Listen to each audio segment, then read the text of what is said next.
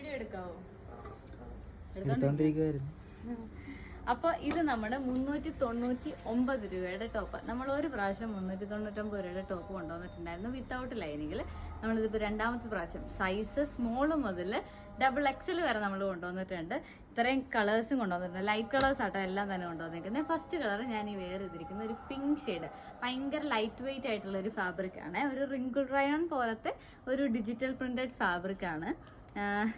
Simple ആയിട്ടുള്ള ഒരു എന്താ പറയുന്നത്, അംബ്രല്ല കട്ട് ടോപ്പ് പോലെ. ഇവിടെ ഒരു യോക്ക് പോർഷനിൽ ഒരു കട്ടിങ് വരുന്നുണ്ട്.